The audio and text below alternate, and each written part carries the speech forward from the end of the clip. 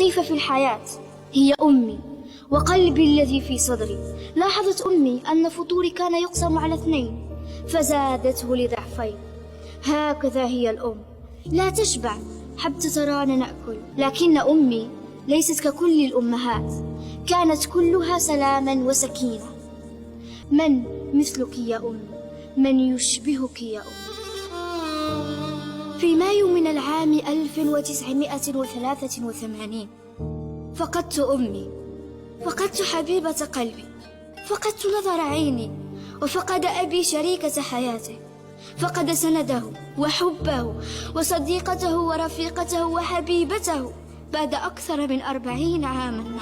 كنت خائفا جدا على والدي عند رحيلها أثناء تلك الصدمة التي تلقتها دبي وتلقاها شعب دبي الذين أحبوا بصدق أم دبي الشيخة لطيفة بنت حمدان.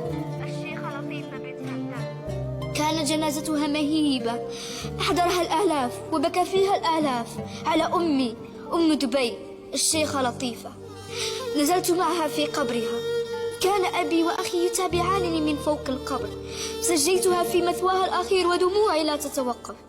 ثم خرجت من القبر. عند خروجي سقطت ساعتي بجانبها، لم أستطع الكلام. نظرت إليها ونظرت إلى ساعتي بجوارها وألم فظيع يعتصر قلبي، وصوت ما يهمس في داخلي، شيء مني معها. تغير بيتنا بعد رحيل أمي، تغيرت حياتنا بعد رحيل الشيخة لطيفة بنت حمدان. عندما يرحل شيء منا معهم، وتبقى ذكراهم لتقوينا على مواجهة الحياة من بعدهم. شيء مني معهم.